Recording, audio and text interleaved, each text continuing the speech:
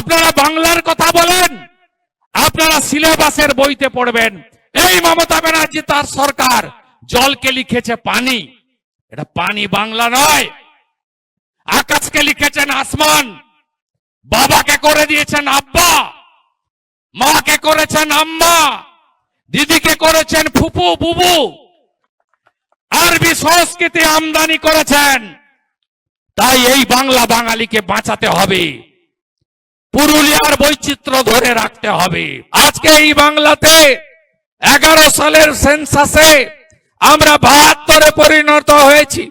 27 সালে সেন্সাস শুরু হবে, 31-এর সেন্সাসে আমরা 60-এর নিচে নেমে যাব বন্ধু। যদি আমরা এই সরকারকে রাখি তাহলে মোহাম্মদ আলী জিন্না যে স্বপ্ন দেখেছিল যে গ্রেটার বাংলা, সেই বাংলা তৈরি হতে যাবে। কেন বন্ধু এই কথা বলছি?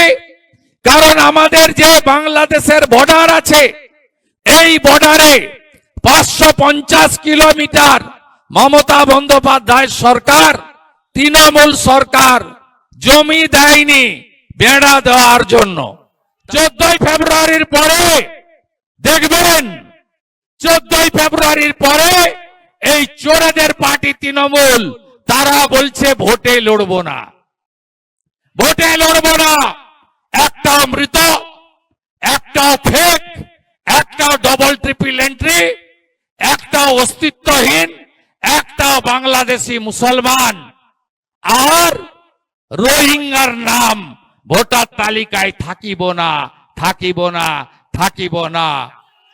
পরিবর্তন যদি চান, 11-র পরিবর্তন আমরা এনেছিলাম। উনি বলেছিলেন বদলা নয় বদল চাই। আমরা দেখলাম আসল পরিবর্তন আসেনি।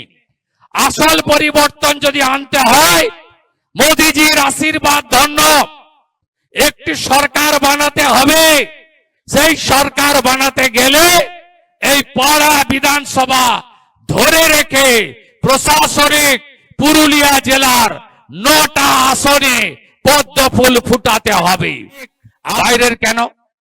আমরা কথা দিয়ে গেলাম, আপনারা আমাদের এমপি এমএলএ দিয়েছেন, আপনারা 19 সাল থেকে ভোট দিচ্ছেন বিজেপিকে, 26-এ দিতে হবে। পাড়া ধরে রাখতে হবে, পাশের রঘুনাথপুর ধরে রাখতে হবে, মানবাজার বান্ধন ছিনিয়ে আনতে হবে। এই শপথ নিয়ে বাড়ি ফিরবো আমরা এবং কথা দিলাম এখানকার অদক্ষ শ্রমিক